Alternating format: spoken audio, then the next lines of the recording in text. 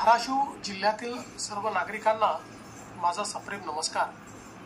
आपले लाडके प्रधानमंत्री माननीय नरेंद्र मोदीजी यांनी एक पेड़ माँ के नाम ही अभिनव संकल्पना हाती घेत निसर्ग आणि पर्यावरण संरक्षणाची अभिनव मोहीम हाती घेतली आहे।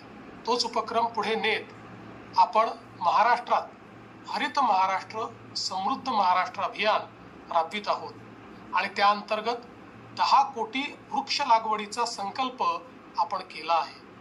हा संकल्प लोक चळवळीशिवाय पूर्ण होणे शक्य नाही।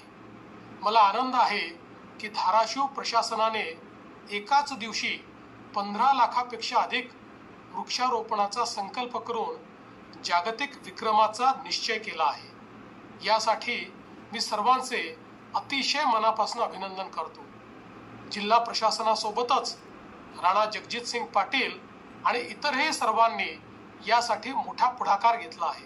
जिल्ह्यातील 234 ग्रामपंचायती 10 नगर परिषदा एकत्रित आल्या आहेत। वन विभागाने घनवन पद्धतीने हे वृक्षारोपण करण्याचे ठरवले आहे। या उपक्रमात सहभागी सर्व अधिकारी आणि लोकप्रतिनिधी तसेच शिक्षक, विद्यार्थी, स्वयंसेवी संस्था आणि प्रत्येक नागरिकाचे मी पुन्हा एकदा अभिनंदन करतो। सर्वांनी उत्साहाने सहभागी व्हा।